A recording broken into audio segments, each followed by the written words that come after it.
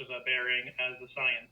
So my every day I spend with statistics when I do neuropsychological evaluations and other types of diagnostic evaluations. So a lot of times people go into the mental health field, into psychology, because they're interested in people, they want to help people. And I think those are great reasons to get into the field, but especially once you get past the bachelor's level, it's very much statistics heavy. Okay. Good, but still, it seems to me like this is an adjunct to what you do professionally. It certainly is. Yes. Yeah, it is definitely an adjunct.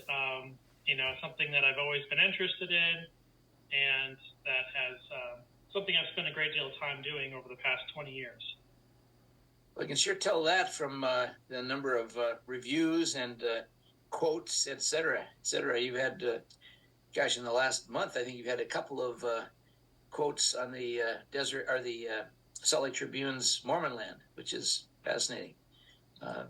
I noticed that you get quoted pretty regularly as we get closer and after General Conference. I think in large part to see how accurate your predictions are for terms of how many and which new temples will be built. Yeah, the Salt Lake Tribune seems to find that to be interesting with the predictions I make, and also kind of assessing on how each conference goes. This one was a pretty good one. This is the first conference I've had in many years where all of the temples announced were on my list of predictions, which has been much more difficult to do because we've had so many announcements that have been really not what we've typically seen follow the traditional type of criteria we see for a temple being announced. So in the last few years, that's really changed quite a bit. So I've had to adjust my algorithm and factors I look at for determining likely temple locations. So I was really glad to get that, because after the conference 2 times ago, we had Winchester, Virginia, which I had absolutely had no anticipation of that ever happening, just because the church there is not very, very large, and it's also quite close to the DC temple. But so I've made some adjustments, and I had 216 potential locations for temple to be announced. So, that's a lot of potential places, but at least I've been able to capture all of the announcements this last time around. So that's great. That's great. Well, up here you got us scratching our heads with Tacoma, which was, I guess, the last time around. That seemed like a little strange because we're so close, relatively speaking, to the Seattle temple here. And matter of fact, maybe I'll ask you this question later on, but one of the concerns I've heard expressed by a former temple president and others here is that a temple in Tacoma will dramatically impact the attendance of the temple in Seattle. Because, in fact, I think I heard statistically speaking that at least 50% of the temple workers in Seattle come from the Tacoma and South areas. So that's a conundrum for us, but maybe you can explain that to us too. Yeah, I would be happy to talk about that. It might be a good thing to bring up when I go through the presentation, and we can kind of go through some questions and answers. Now, remind me, how do I share my screen on PowerPoint to you guys on Zoom? You should be able to just get your PowerPoint up on your screen. Okay. And then just say, share my screen, which is one of the options in Zoom. Okay, so I go to Zoom to do that? Yeah, if you want to just try that, and we can see if that... right. I see. All right, can all of you see this now? We can. Now, the only thing that you're showing us your slides in order on the left-hand side as well. So if you go to, what's it called? It's called a presentation, I think, mode or something like that. You get rid of the slides coming up. Okay, I think you did it. Yep, you did it. So that's presumably your title screen review of the highest growth areas? Yep, that's it. Yeah, I think you got it. You got it.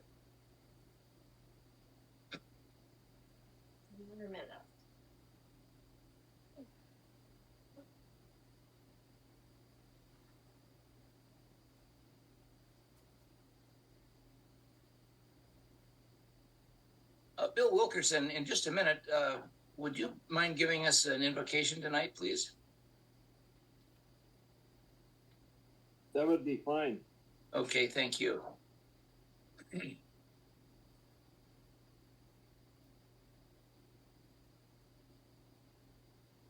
Well, it is 7 o'clock, and this is Ross Bounty welcoming you all to another fireside tonight. Delighted to have Matt Martinich here with us tonight. Delighted to be able to spend another Saturday evening with all of you. I'd like to begin with a word of prayer, and I've asked my good friend and former missionary companion, Bill Wilkerson, to give us an invocation.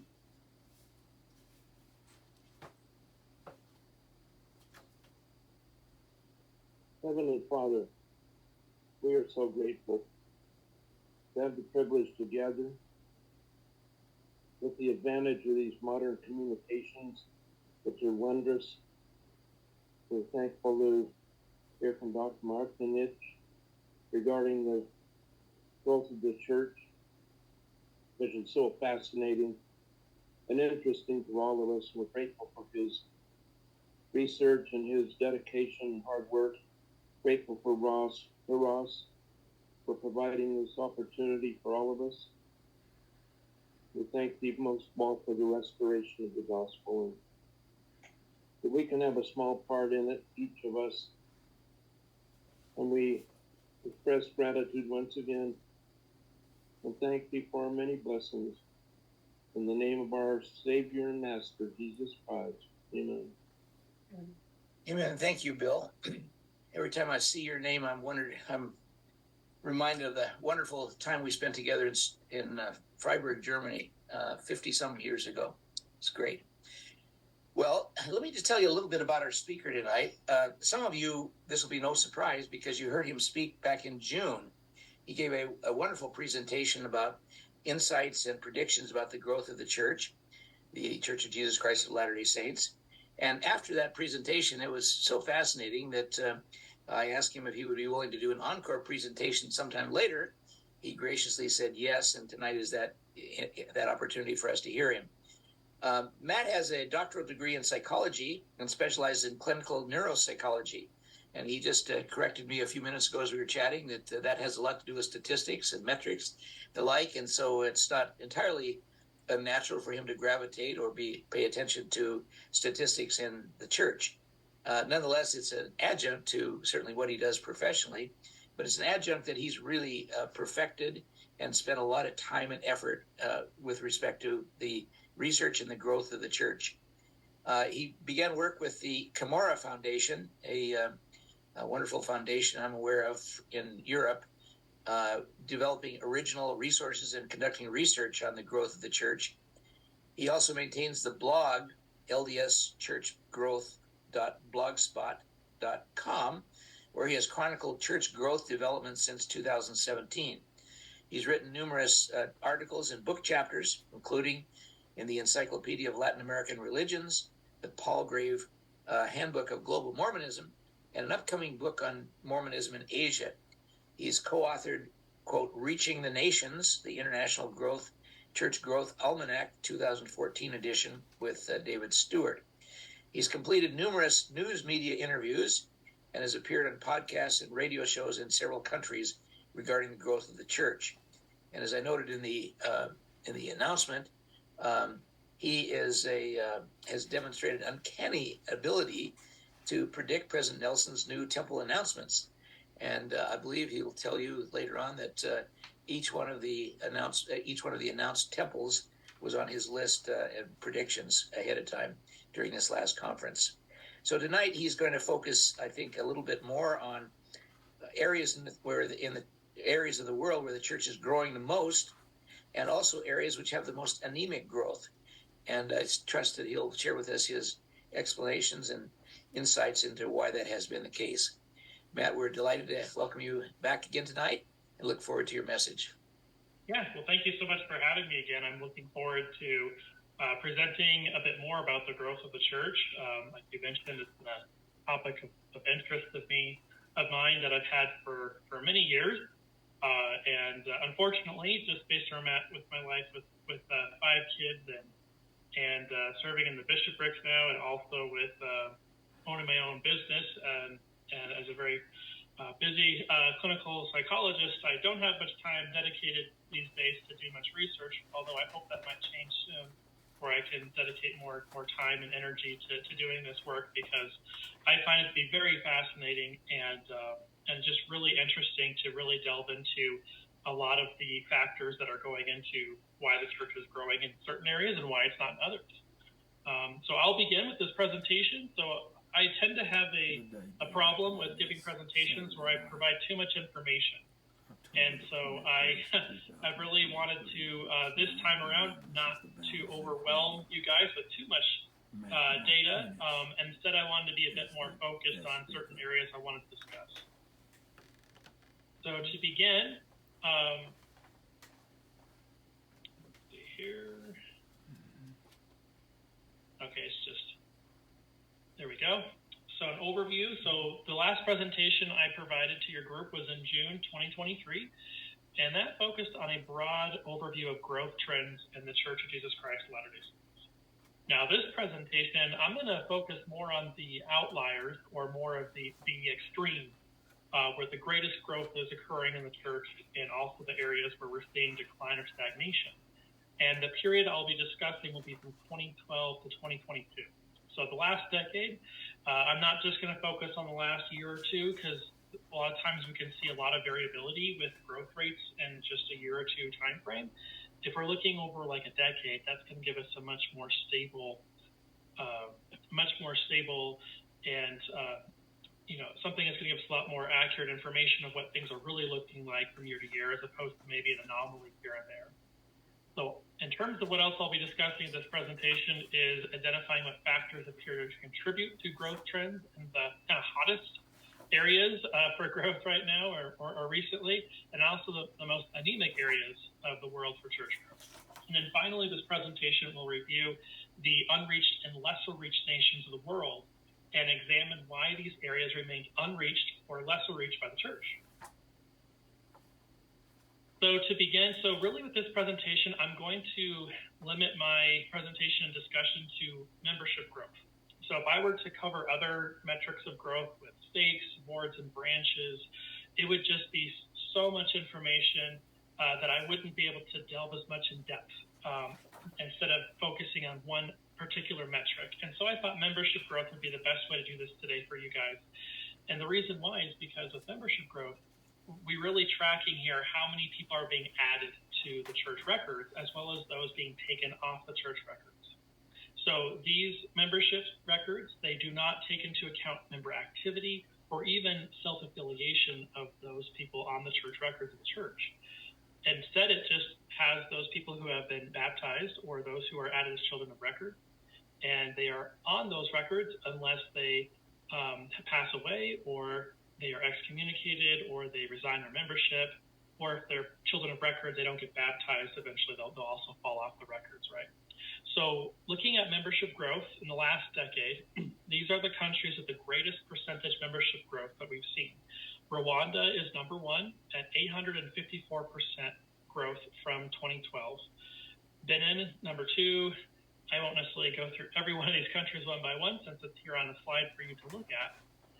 But really, there's the things I want to really pay attention to really direct your attention to, is that out of these 17 countries where church membership at least doubled in the last decade, so there were 17 countries for which the church officially released statistics back in 2012 and also in 2022.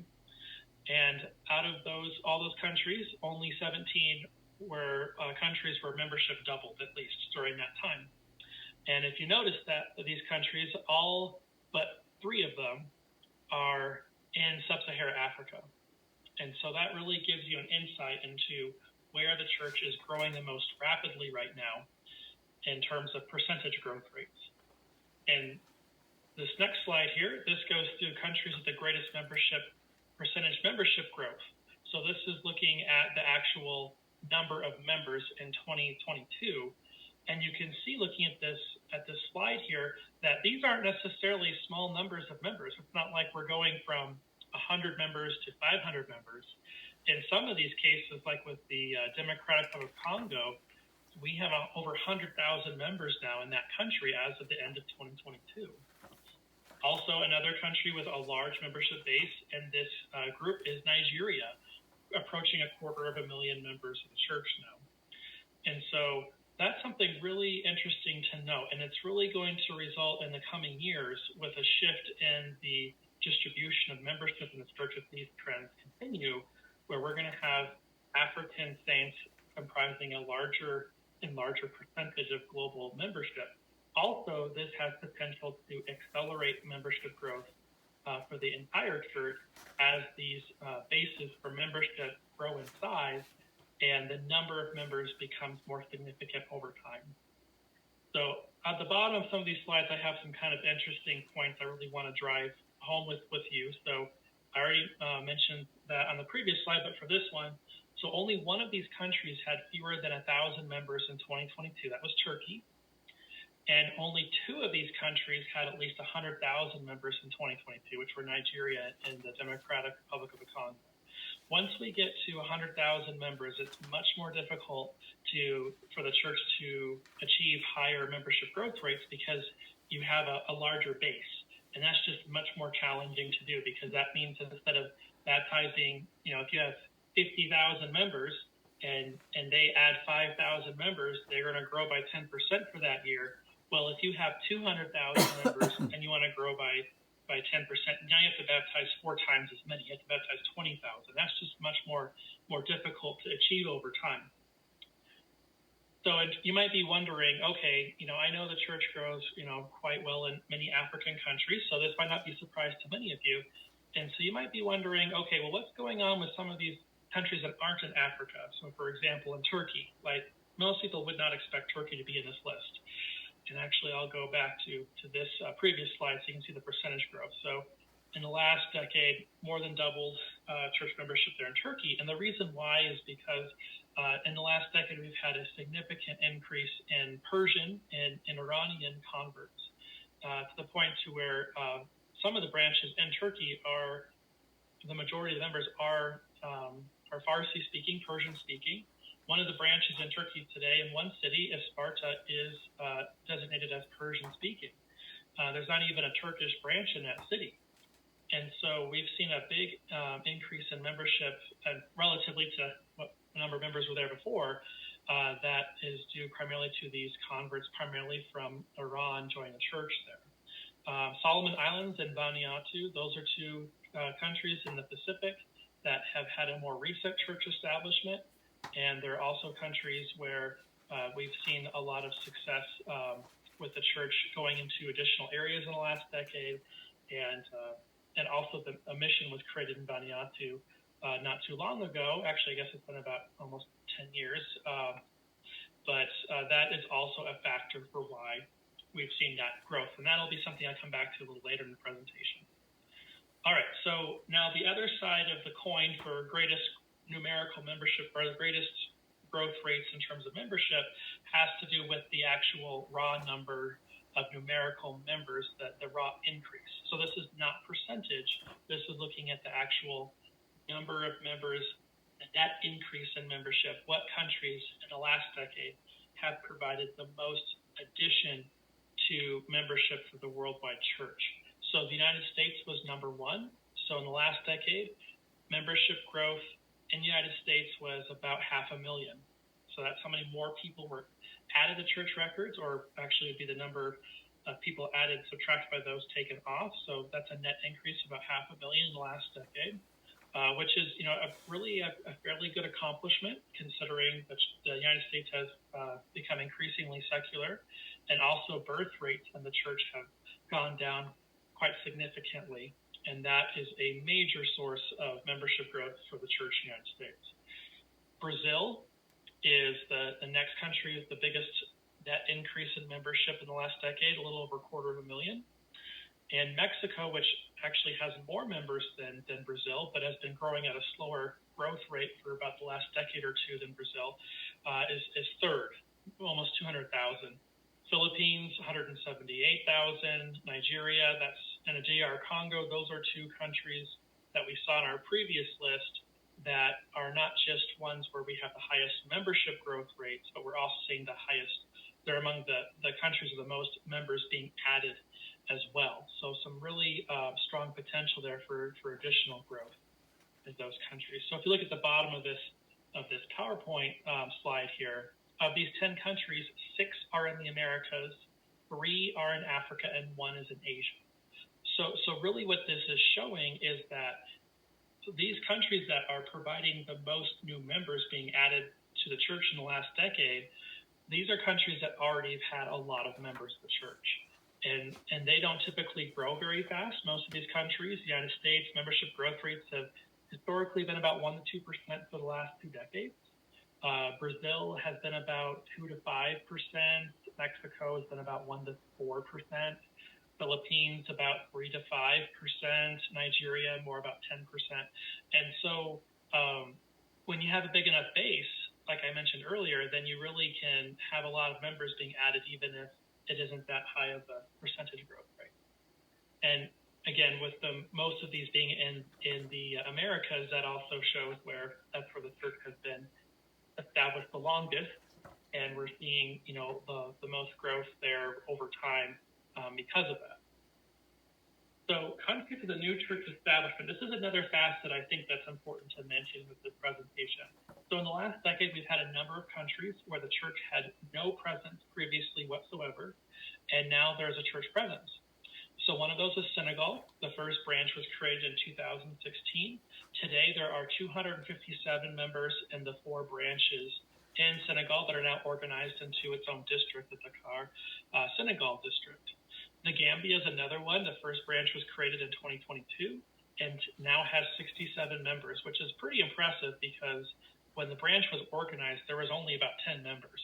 And so we've seen a pretty steady increase in membership growth in the Gambia. Both the Senegal and the Gambia are Muslim majority countries where the population is about 90 to 95% Muslim. So very interesting to see the church established finally in these pretty homogenous Muslim countries in Africa where previously there's been no presence. Another one is Gabon. So Gabon had the first branch created in 2012. The church has not been publishing membership statistics for Gabon, but I estimate there's about 300 to 400 members in the 4 branches in Gabon. There's 3 in Libreville, 1 in Point, and Port Gentil, which was organized, I think it was actually deployed this year. Guinea also had its first branch created. Again, another African country. This branch, there's actually 2 branches in Guinea today that are both in Conakry, the capital city.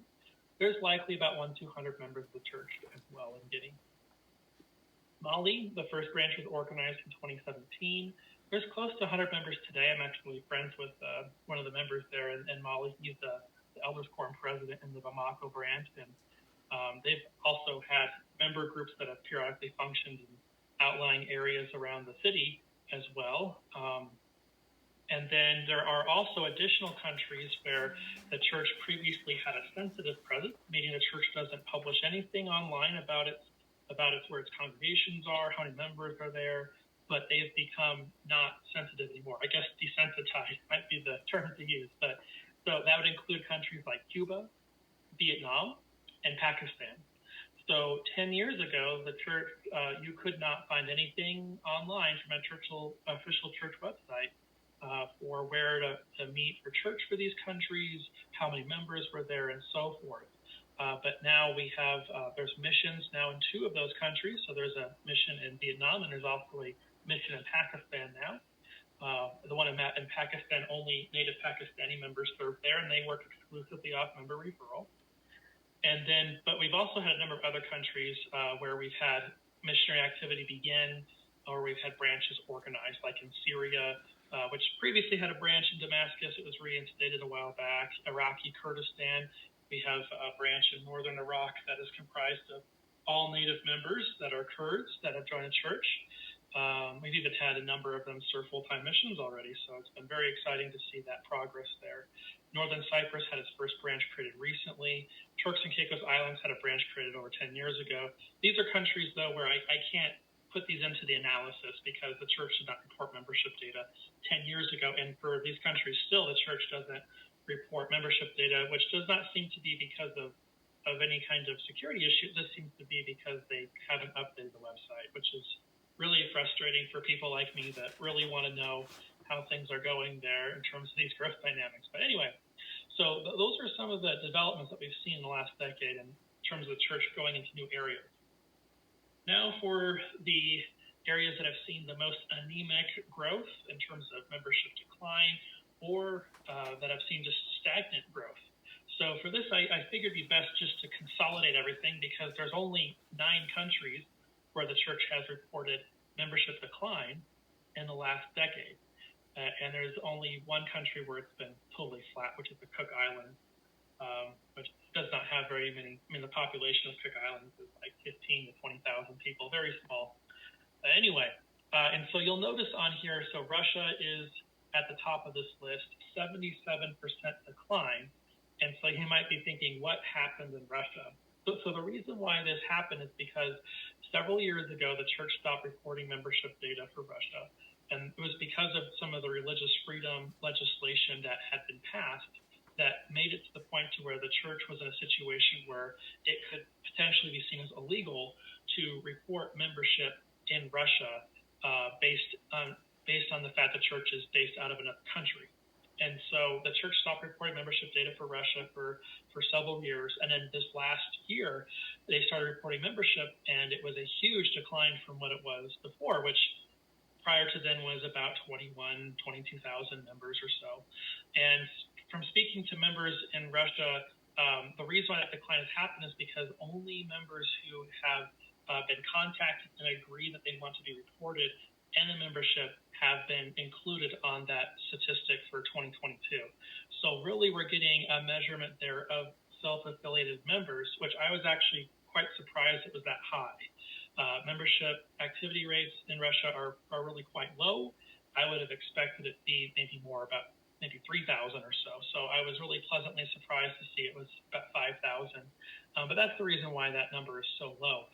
But so some trends to notice here. So of these 10 countries that decreased, 6 were in Europe, 2 were in Oceania, 1 was in Asia, and 1 was in Africa. Also, of these 10 countries, only 4 had a net decrease of more than 100 members between 2012 and 2022. So we're dealing with very small numbers of members in these countries where we've seen a decline in membership, where most of them it's less than 100 members difference from 10 years ago to now. And also of these 10 countries, only 2 had more than 10,000 members in 2022, which were the United Kingdom and also Ukraine. So Ukraine, that loss is because of many Ukrainians that have fled the country due to the war. I know from some of my contacts in Eastern Europe that some of those members are in the Baltic states, and they're part of the branches now in places like Estonia. And so that's what happened with some of those members. I've seen a decline there, as well as missionary activity really not occurring like it was before the war started. Now with Singapore, we've seen that statistic seems to be related to migration, with members moving away from Singapore in larger numbers and then moving there or joining the church there. And with the United Kingdom, that one I imagine is likely largely due to a number of members falling off the records due to death, or because it was discovered they have died for a number of years. Typically, the Church of the United Kingdom grows at a slow amount, or it's almost stagnant membership growth.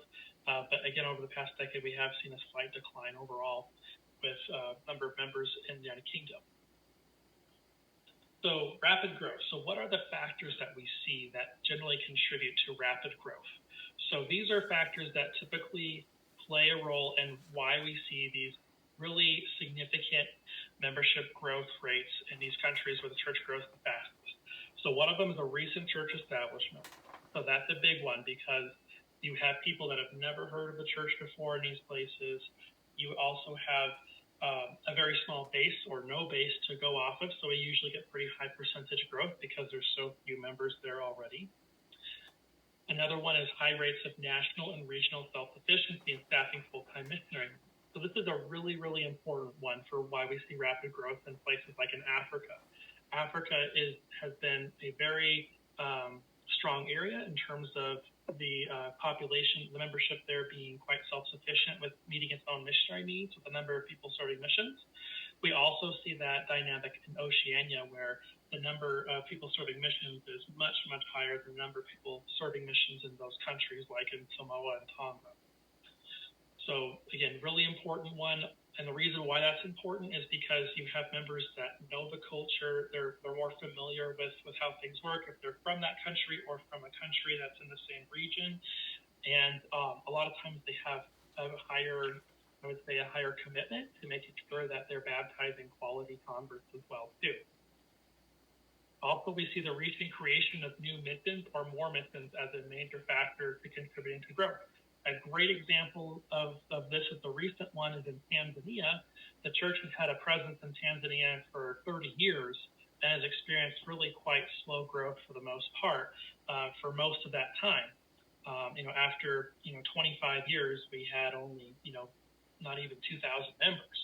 After 20 years, this is an African country, which people usually think.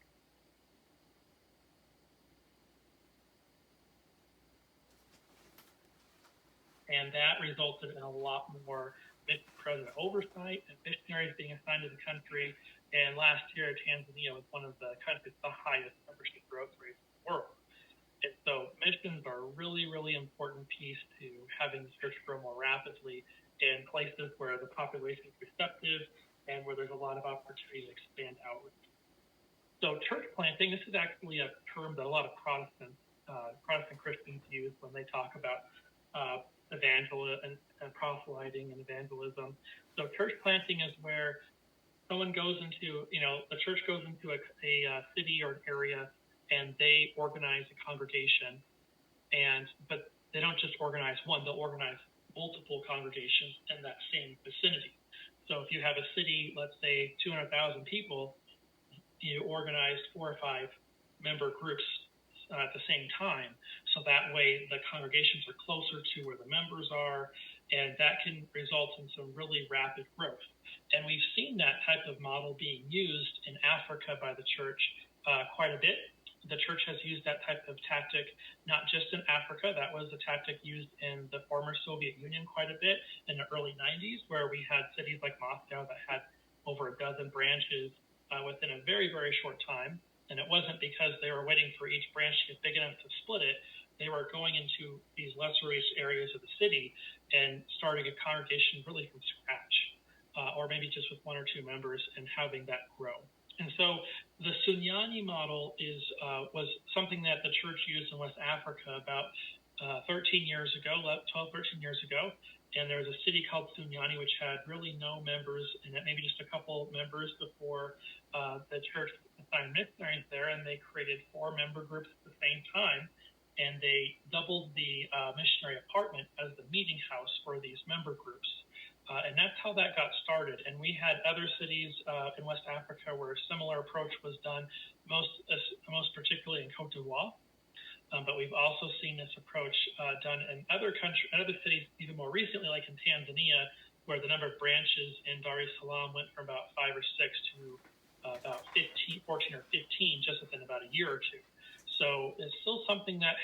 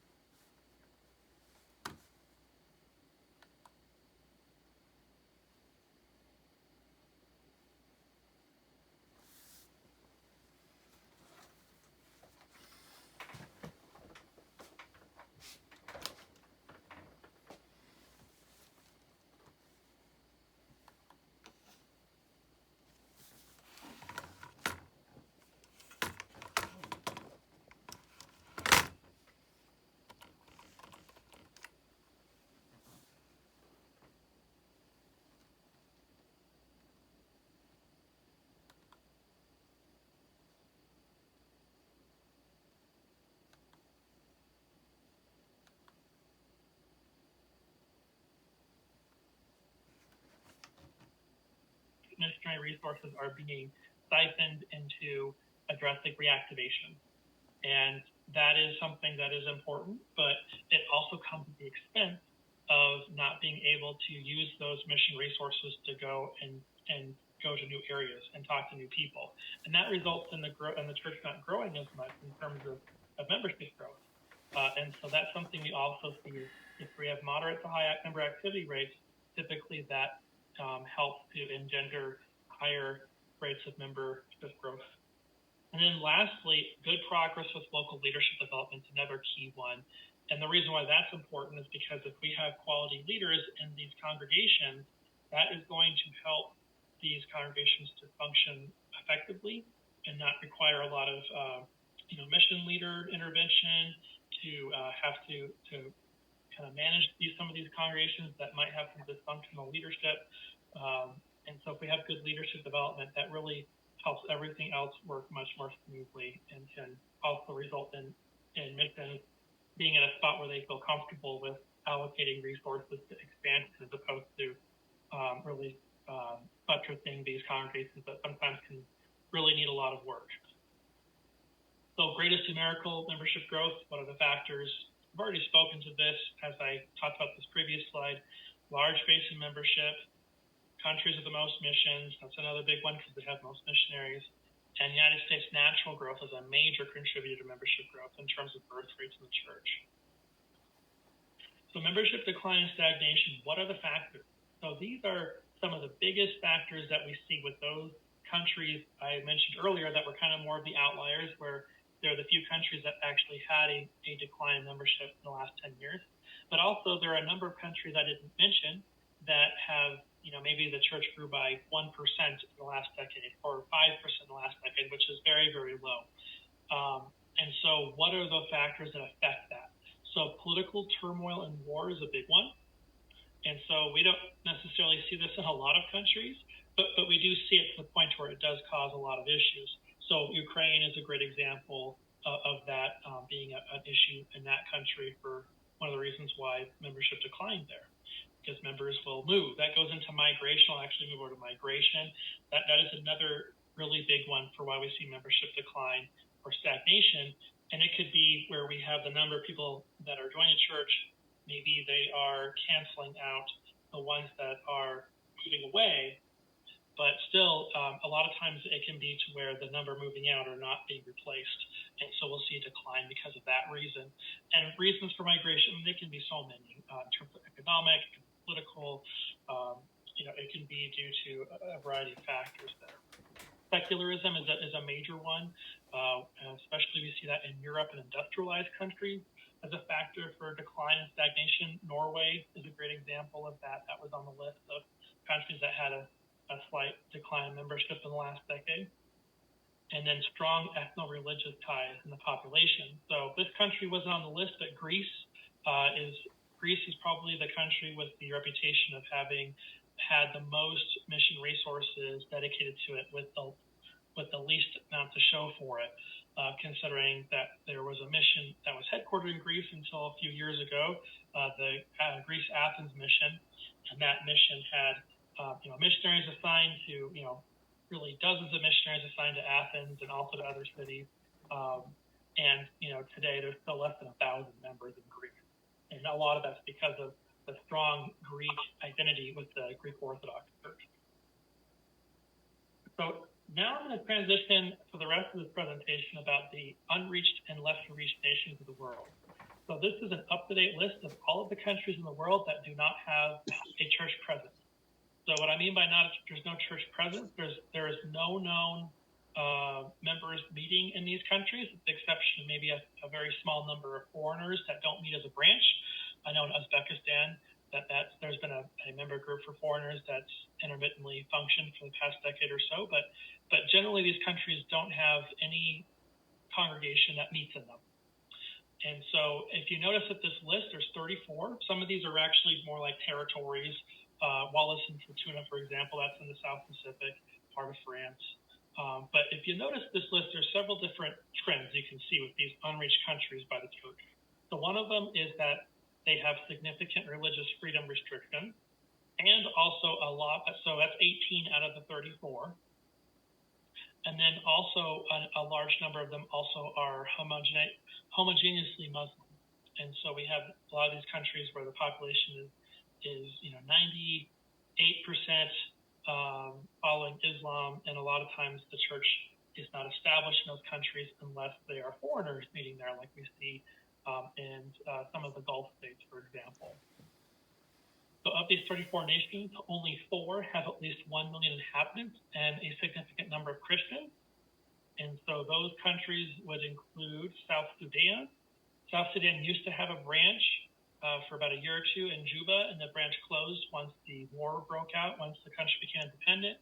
There's been talk about reinstating the branch. I think it was called the Razban visited and spoke with the members, some of the Sudanese members in Kampala, Uganda recently, and was talking to them about that being a likely prospect, but very difficult. That's been more of an issue due to political instability and war for why the church has not officially been established there.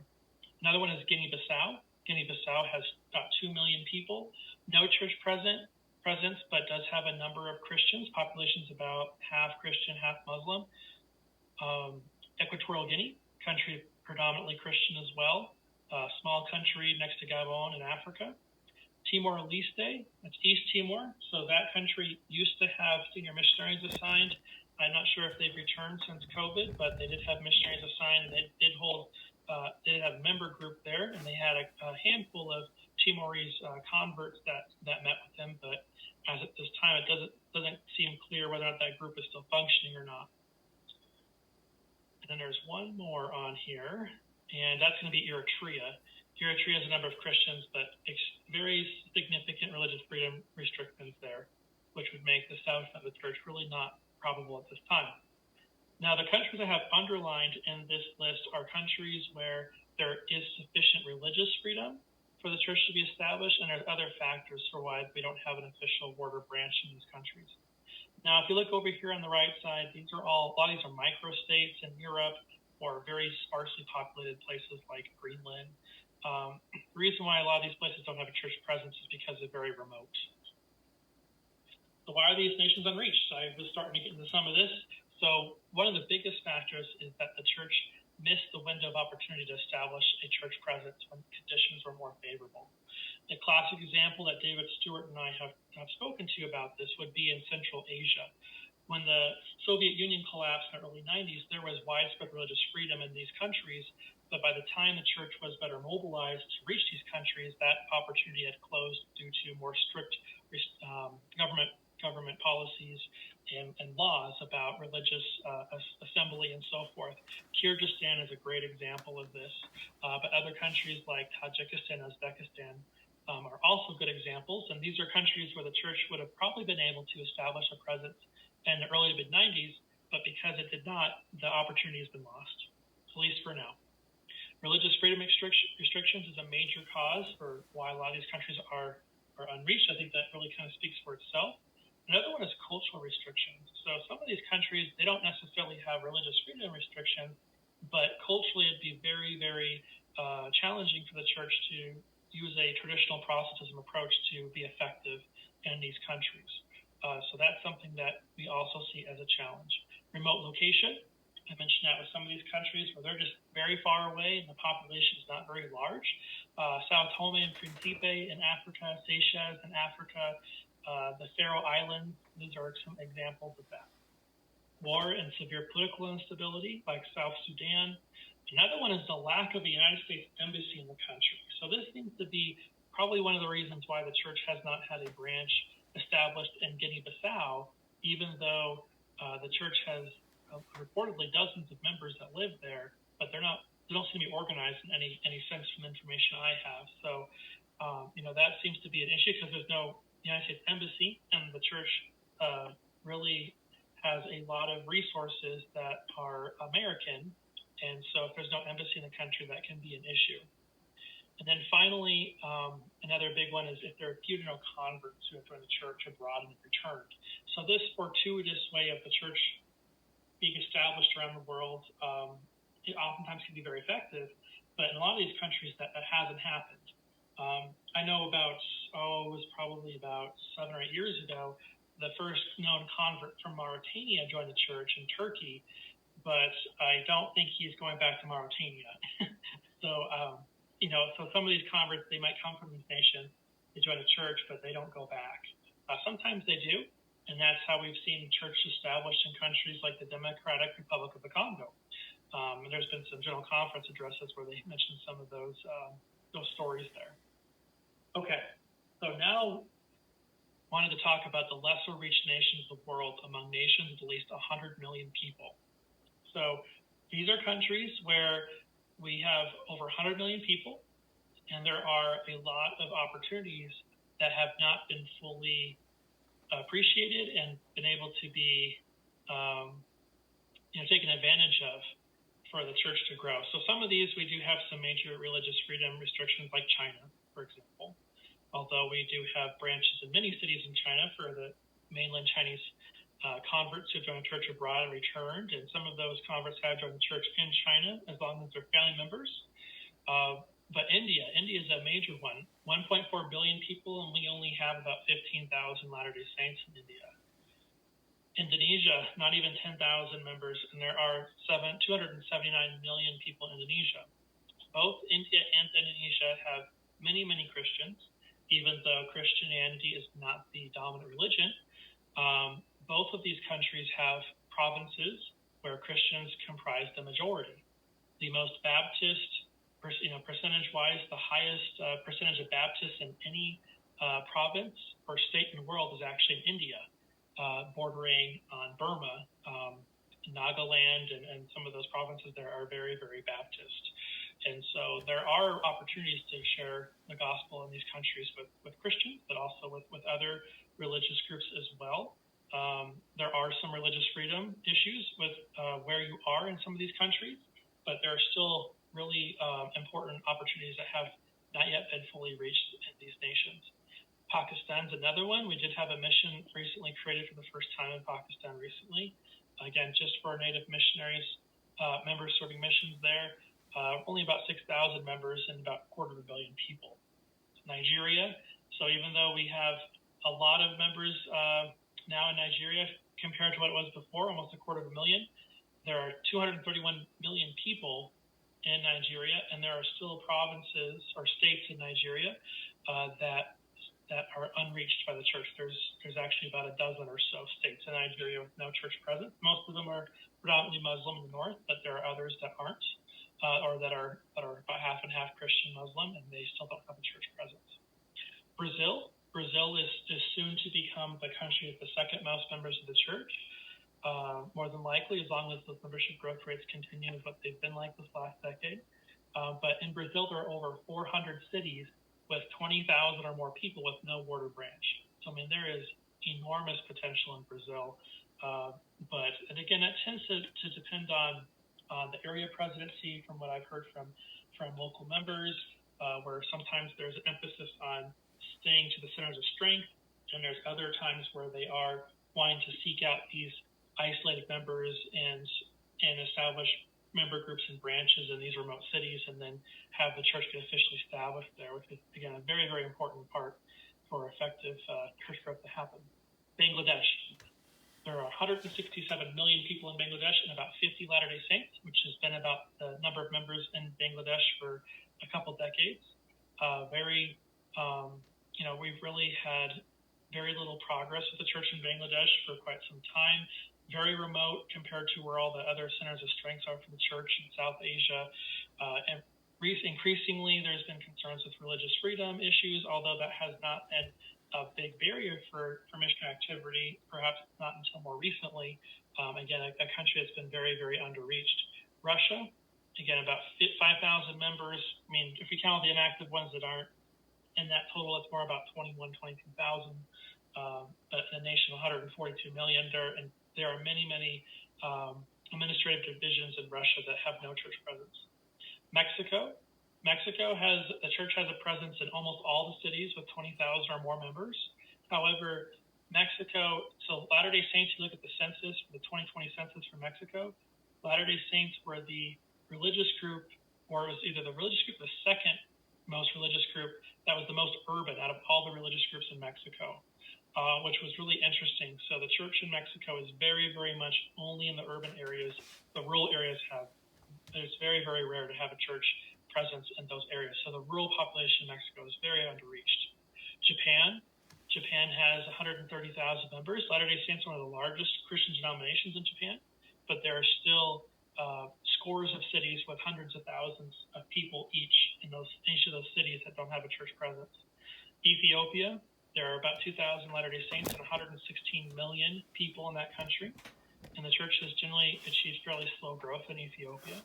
Philippines, 116 million, almost a million members of the church, but there are still provinces in the Philippines that are predominantly Christian that don't have a church presence. And there are many, many villages that don't have a church presence and whole areas of provinces with no church presence in the Philippines. The DR Congo, the church has a very limited presence in that country, really only to about 25 to 30 or so cities and villages. Enormous potential for growth going forward there based on what we've seen thus far. Egypt has about 110 million people, 100 to 200 Latter-day Saints. Recently, a Arabic-speaking branch was opened in Cairo, not really for Egyptian members, really more for Arabic-speaking people who have joined the church from other countries that are living in Egypt. And then lastly, Vietnam, 88 million people and 3,000 Latter-day Saints. So actually, I think that might be an error. I think there's more than 88 million people in Vietnam. Anyways, so what does the future hold?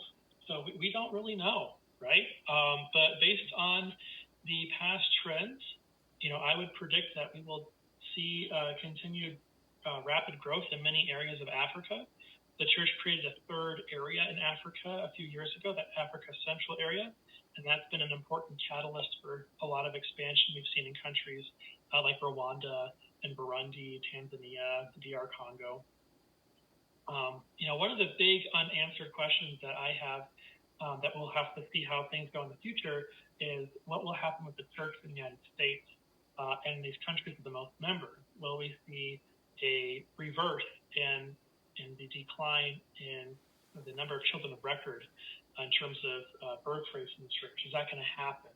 Is it going to level out? Is it going to keep going down? I mean, we just don't know at this time. It's been very exciting to see this year the really major increase in people serving full-time missions, up by almost 10,000 from the beginning of the year. That has nothing to do with any type of change in policy like it did 10 years ago. We had that double cohort of missionaries serving when they lowered the age for minimum age of missionary service. So that's something that is a very interesting development, and it'll be interesting to see where the church puts all those missionaries and how that will work out in terms of the growth of the church going forward. All right, well, I have talked for quite a bit now, so hopefully I didn't talk for too long, so that way we have time to do questions and stuff. So.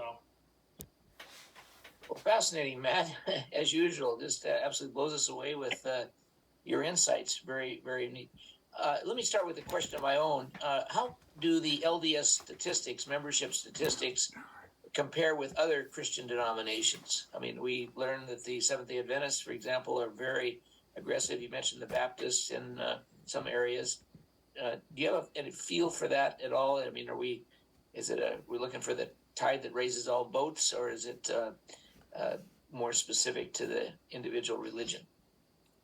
Yeah, I think you can make some comparisons there. So one of those is that, like in the United States, Latter-day Saints are really out of these groups, especially the non-traditional Christian groups that are very missionary focused, like Jehovah's Witnesses, Seventh-day Adventists. We are by far the largest out of all of those groups in the United States. In terms of Latter-day Saints, how we're distributed worldwide, we're very much a Western Hemisphere church and a church in Oceania, whereas Seventh-day Adventists are very big in India. They have over 1 million members in India. There are many African countries with a lot of Seventh-day Adventists. Seventh-day Adventists are also quite big in the Caribbean. There's some island nations in the Caribbean that are about 10% Adventist. So, but Adventists there are very few of them in Europe. Jehovah's Witnesses, Europe is one of their biggest areas in terms of membership, although they're also quite large in Latin America. Latter-day Saints, Seventh-day Adventists, and Jehovah's Witnesses all have pretty appreciable memberships in Latin America. And in Asia, it really depends on the country, but typically Jehovah's Witnesses are the largest, or sometimes we are, like if it's like Cambodia or Mongolia, for example. So in terms of growth rates, though, with Jehovah's Witnesses, we've seen a really major decline in congregations and witness congregations. Like in Poland, we've gone from 1,800 to about 1,200 congregations just in the last 5 years in Poland. And so we are seeing a lot of issues, I think, more with gentrification of membership in some of these other denominations.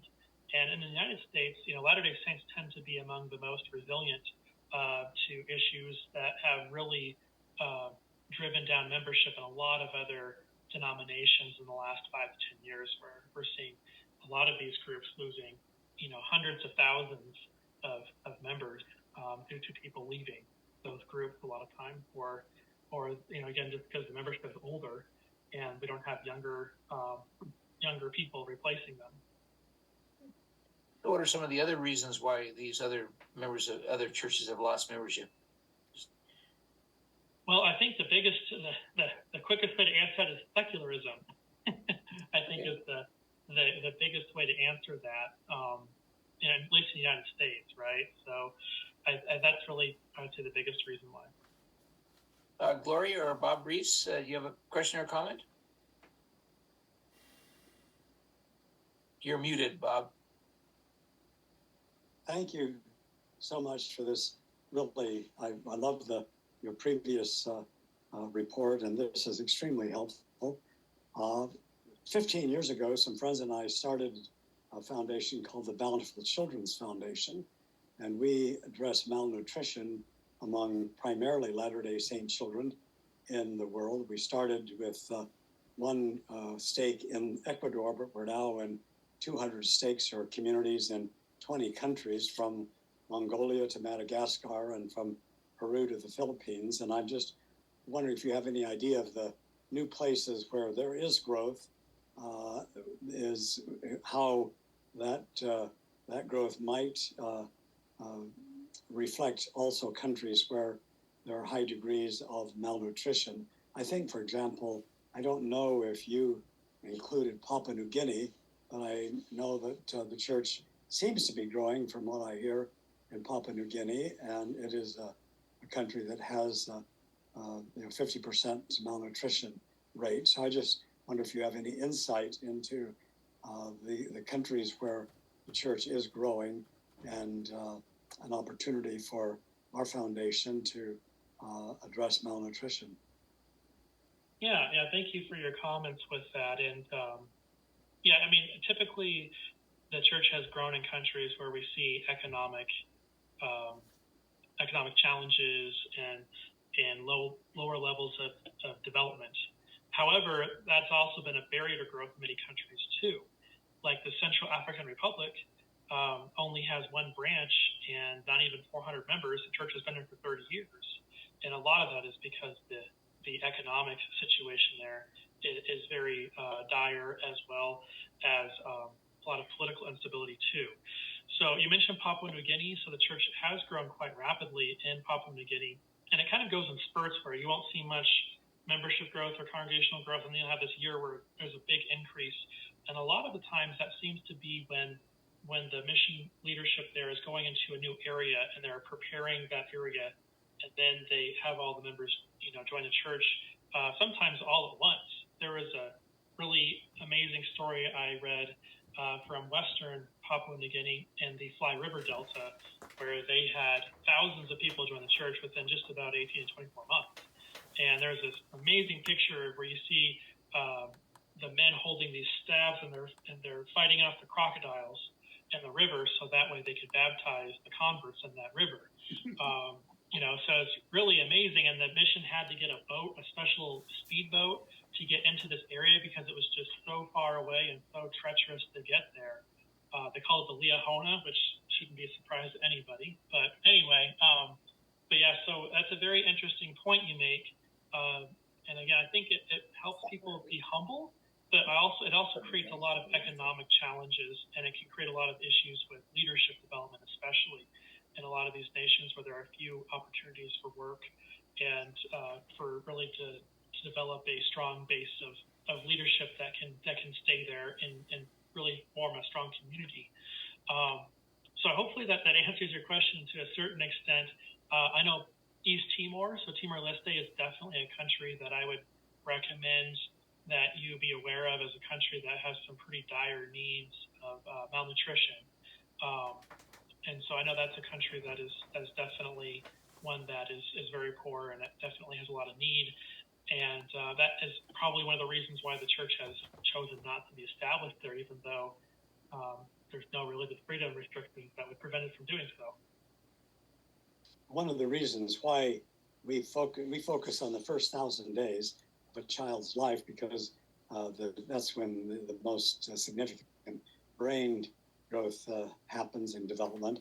And if you miss that, you miss it forever. So addressing malnutrition is extremely important for the future of the church, for these kids growing up with compromised cognitive capacity. It's really important. So we really were in, I think, 4 or 5 countries in Africa, including Nigeria and Ghana and Zimbabwe, and also in Madagascar. So we're hoping, working with the church, to continue to expand our work in those areas where there's a great need. Yeah, well, that's wonderful. I'm glad to hear that you're involved with that, because it's definitely needed. Another country, when I was going through my list and preparing for this presentation for countries with the most people without a church presence, and Niger and West Africa, I had to look twice because I was shocked to see the population in Niger now is 25 million people, because I'd always thought of Niger having it has 10 to 15 million people. But if you look in the last about 15 years, the population has doubled in Niger. Oh. And so that's a country where I imagine that malnutrition is quite rampant, and then, literacy rates are like 30%. I mean, it's just a very low development country. But there's other countries where we see a lot of issues with nutrition. You mentioned Ecuador, for example. I know Bolivia is another one, where you have a lot of the peoples that live by Lake Titicaca, where they just don't have as much variety with their diet. And I know the church with the Benson Institute has done a number of projects there with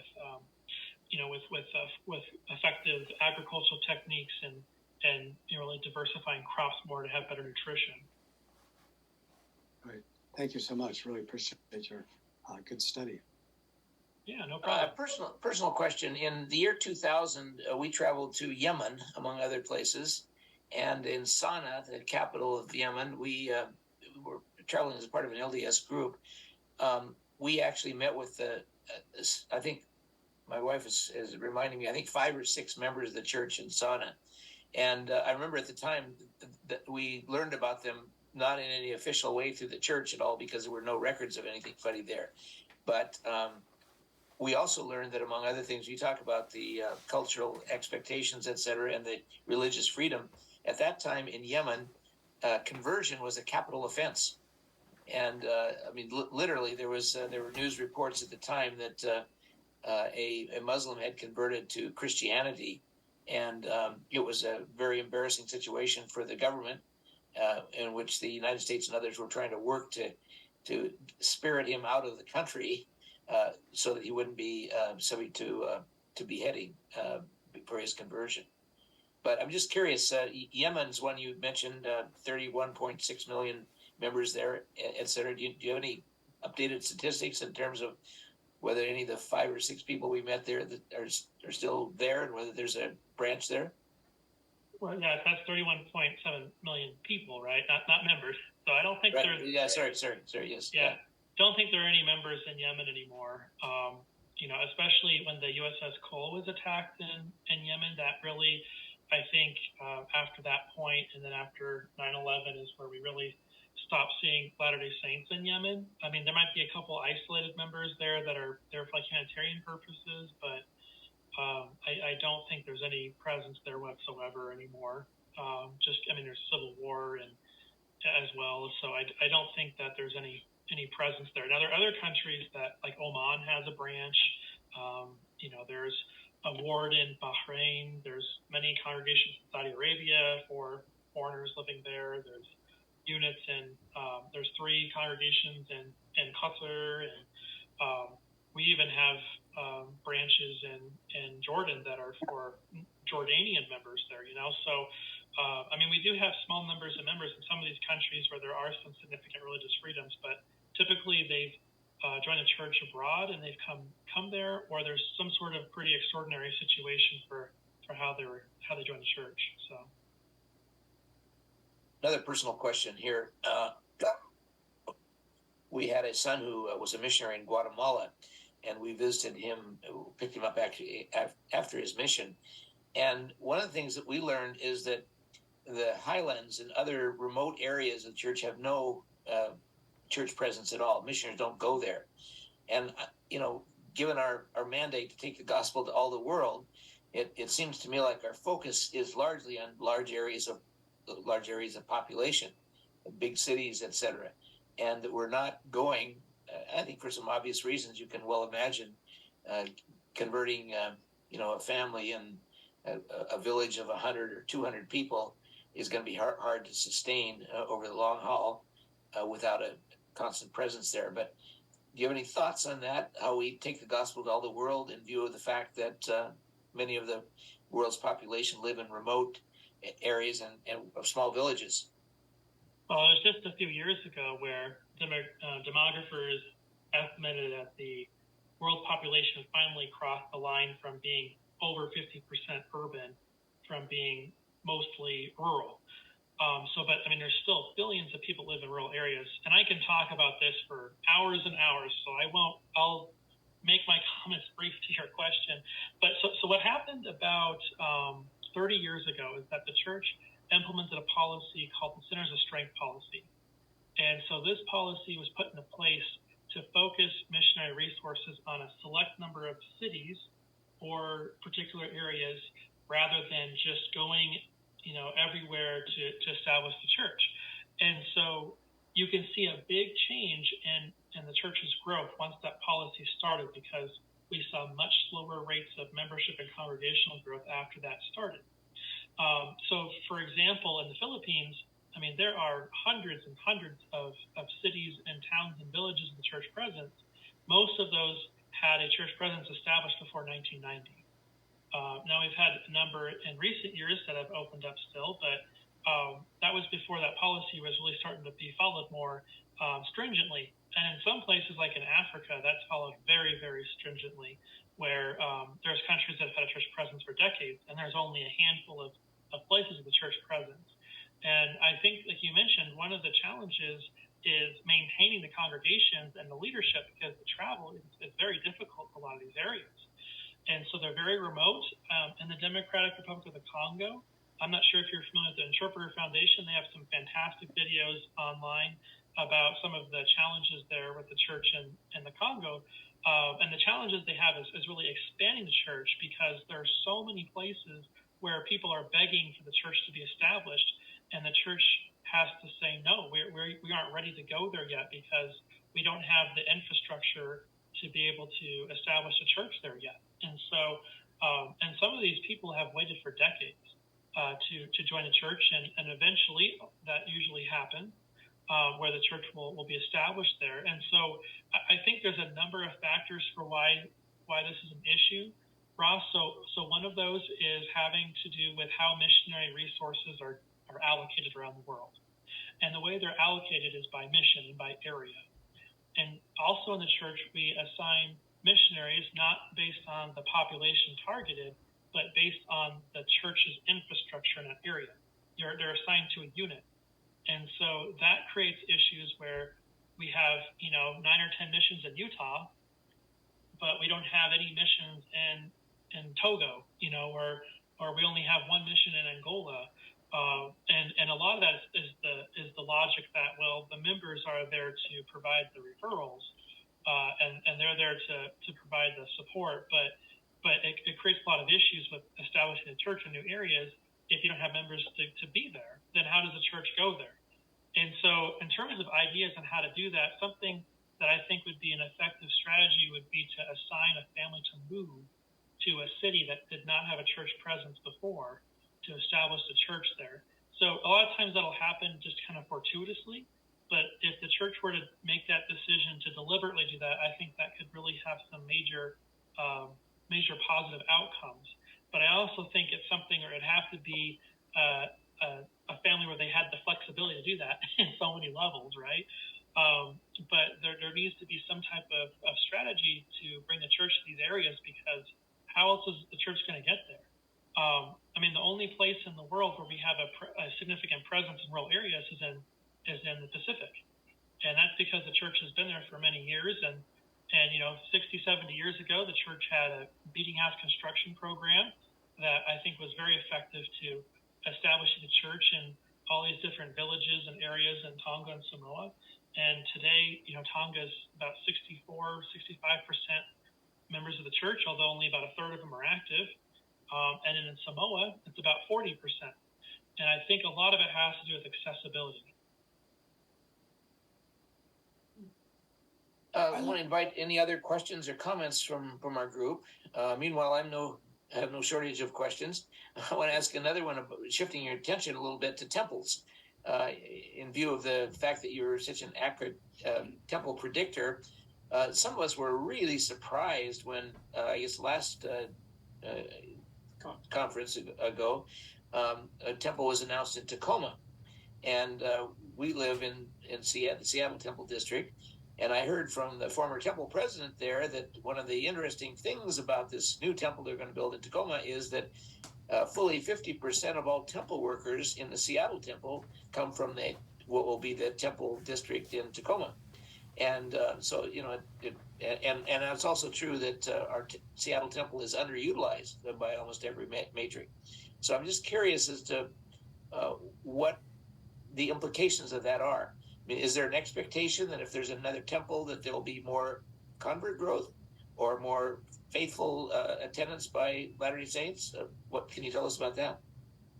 Well, something I've realized more and more over the years is that the church very much cares about it being accessible to members, and so that's the reason why I think we have each of the countries of Scandinavia have their own mission. Even though that is not, I mean, you saw Norway's on the list of countries that actually had a net decline in membership in the last decade. So I think the church cares very much about people having the opportunity, even if there aren't a lot of members there and the prospects for growth might not seem that great. And I think with the surge in temple construction, I mean, President Nelson has repeatedly referred to that with talking about we want the temple to be more accessible to our members. And so typically, what we would see before a lot of these President Nelson era temples being announced was that it was more like if it's over a 2-hour drive, that's when we're considering building a temple so it's more accessible. Now it's more like if it's over a 45-minute drive. And so I think my situation is similar to what you're describing here in Colorado Springs, because we use the Denver, Colorado temple. And like you mentioned, I mean, the Denver, Colorado temple, depending on the day of the week and time you go, there are times where it is not very busy at all. But there are other times, though, where it's very busy. Like on Saturdays, it's very, very busy, where sometimes there's no parking in the parking lot.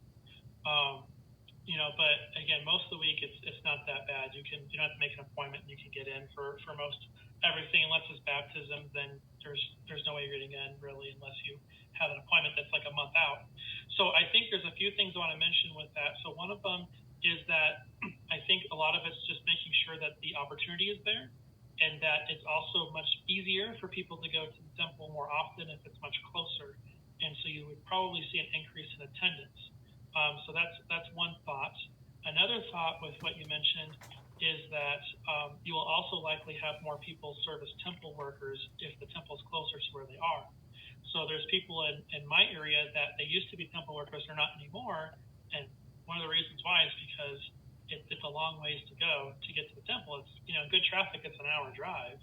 And if it's not good traffic, it's an hour and a half maybe. And if you're trying to do that, during the week or something, you're trying to balance work and stuff, it can be really hard to make that happen consistently. Another thing too is that with temple ordinances, some of them it's easy to get in to do. Like endowment sessions are usually the easiest thing to get into doing. baptisms or the baptistry is usually the most difficult ordinance to do in a lot of temples because there's only one baptistry, and it's not just adults that are sometimes using it, but it's also the youth. And so that can be an area to where, maybe some of these new temples have been being announced also a lot with the youth in mind and the baptistry in mind. And that's why with some of these new temples that are being built in Utah, there's actually two baptistries, like in the Syracuse, Utah temple, for example. Fascinating.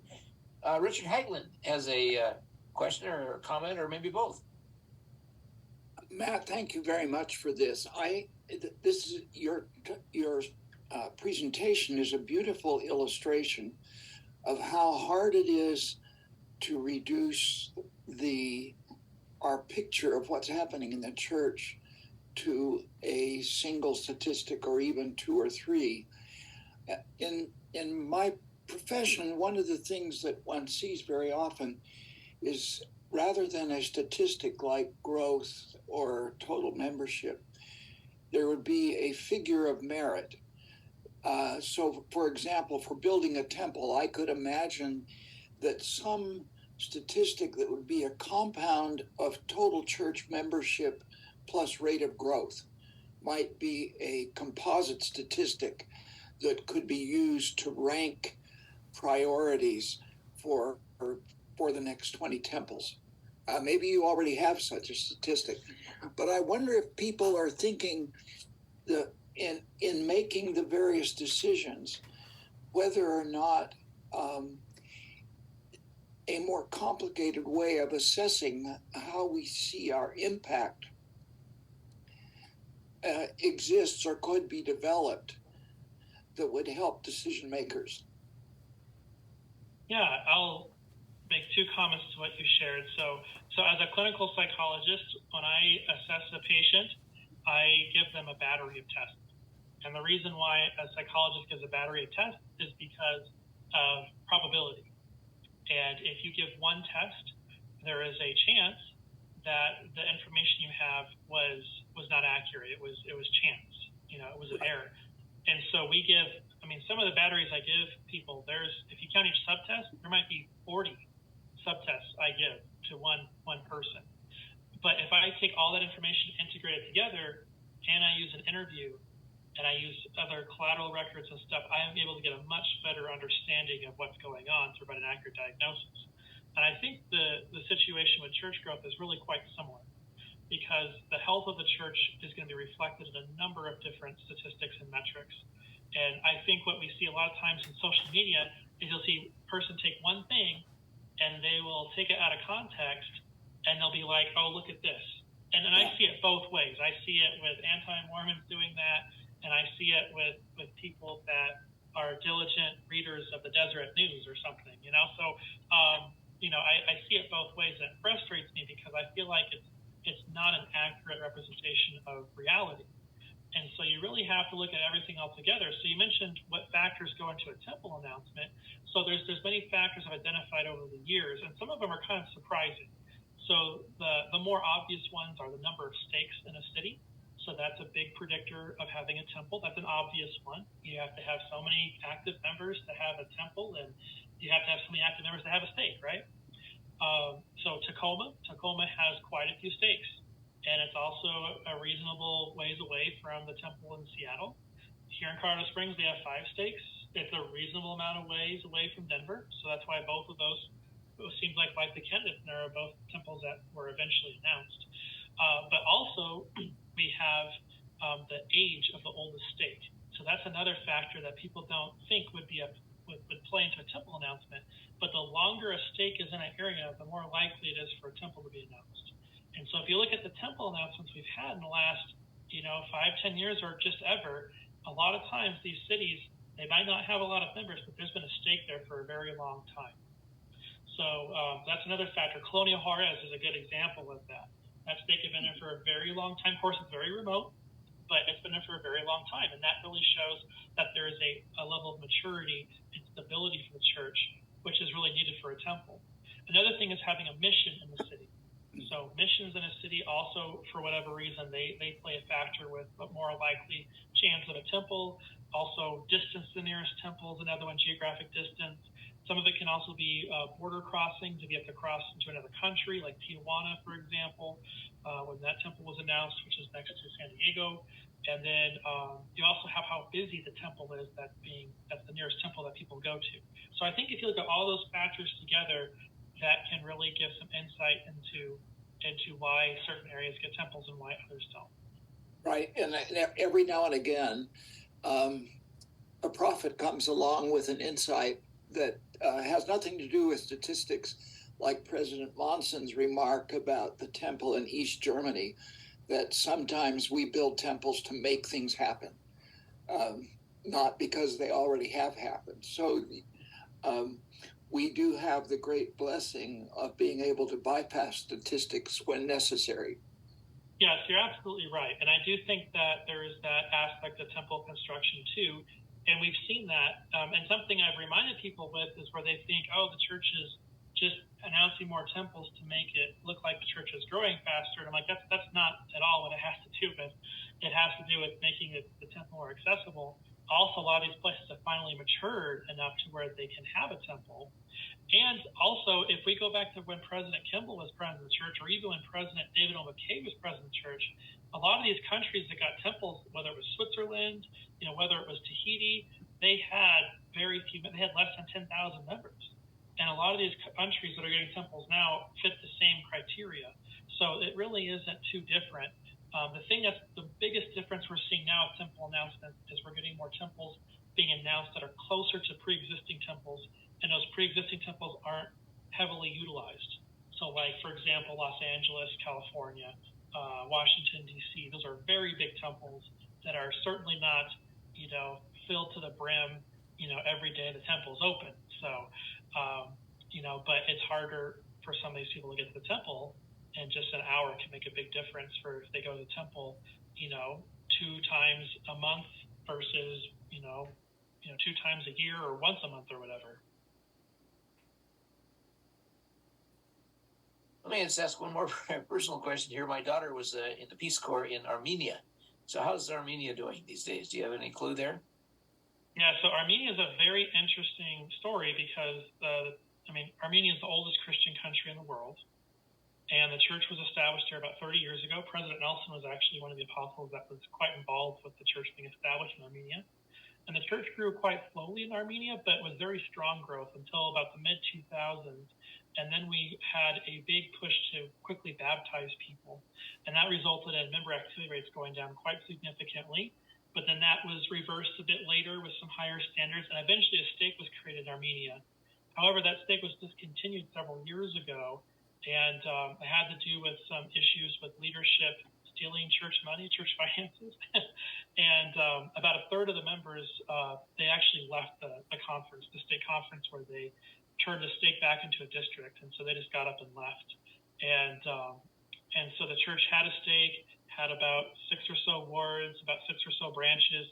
And eventually they had to consolidate everything down to the 4 branches. And it was just very heartbreaking to see the church really kind of implode. I've never seen that happen in any other country in recent memory in the church. But things have improved recently. We've had 2 branches reinstated this year, which I thought was really great. And they have native Armenians serving as branch presidents. But that's a challenge where in a lot of these countries, we were talking a bit about economic development earlier. That can be a big, you think of what are the biggest reasons, leaders go inactive in some of these countries. And like in Russia, one of the big issues that the church was having is that when a branch president got released, that branch president felt so ashamed, felt like he did something wrong. He stopped coming to the church, even though, outside, in the United States, we wouldn't think that. We'd just say, oh, you're done with your service. You didn't do anything wrong, but that's how they took that based on the culture. And, and with some of these countries, and similar issues have happened in West Africa, where they've had stakes discontinued before due to mishandling of church finances and other issues with leadership problems like that. And that can be a big temptation for a lot of these people that are living in very difficult situations that have very limited resources. that can be kind of their biggest temptation, which I think in the United States, that's not something we usually see as a very common issue for why, we might have someone who is a leader that leads a church or something. It's usually something totally different, as opposed to their handling of church finances. So.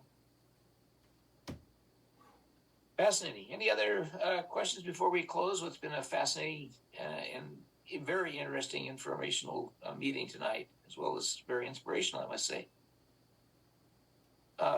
Pamela, I presume that's Pamela Dome that's on. If I'm correct, Pamela, would you give us a benediction here in just a minute? I think is it John and Melanie Tappan? Were you trying to say something? Oh. Hey, we can't hear you though. Yeah, Tappins, John and Melanie, did you have a question or comment? You unmuted yourself, but we still can't hear you for some reason.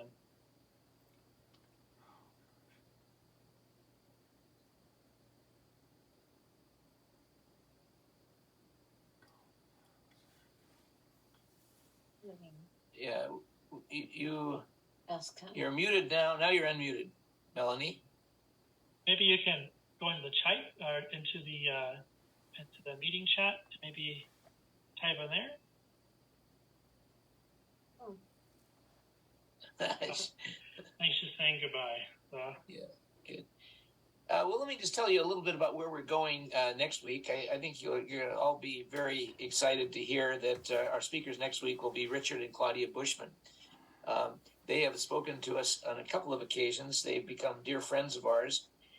They're a wonderful couple of remarkable scholars, extraordinary thinkers, and model Latter-day Saints. Claudia will share insights and readings from her, what I call eagerly awaited autobiography. We've known of her autobiography here now for several years. She, consistent with her wonderful character and enthusiasm, her autobiography is entitled I, Claudia. Some of you may remember I, Claudius, the novel from Robert Graves some time ago, but she's warped that slightly, I, Claudia. So she's going to challenge us, I think, to write her own life stories, and will share with us passages from her autobiography, which, again, we've heard some of those passages. They're absolutely marvelous. She's a wonderful writer.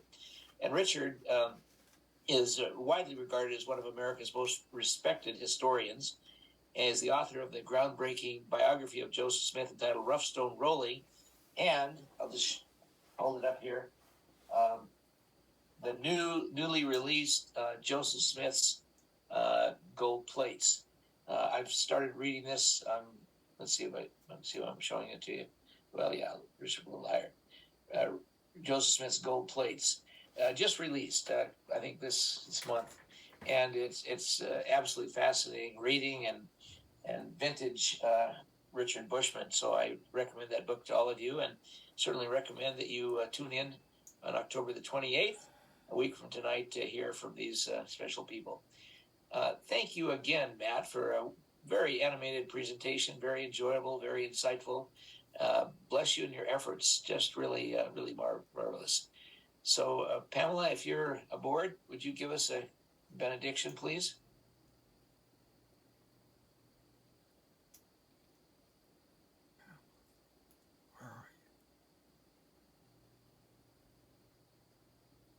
Well, if you're not, I'm going to ask, let's see, I was going to ask Melanie Tappan, but Melanie, are you? David Lurcher, would you mind giving us a benediction, please? I'd be happy to. Our Heavenly Father, as we watch the growth of Thy gospel throughout the world, we appreciate the many minds working and members to spread the gospel. And we ask Thy blessing to continue with these wonderful people as they attempt to fulfill the mission that Thou hast given us. And we thank Thee for these firesides and for their increase in our knowledge and ability to believe in Thee. And with thankfulness, we say this in the name of Jesus Christ. Amen. Amen. Thank you, David. Looking forward to having lunch with you this week, I think. On Thursday, I think we're going to have lunch together. That'll be Yeah, my treat. great. Well, we'd like to wish all of you a good Sabbath tomorrow and look forward to meeting with you again next week. Again, thanks to Matt Martinich. I think I've got that right, Martinich, for a great presentation tonight. Thank you, Matt. Bless you on your work. Good night, everyone. Thank you, Matt. Yeah, thanks for having me. Thank you.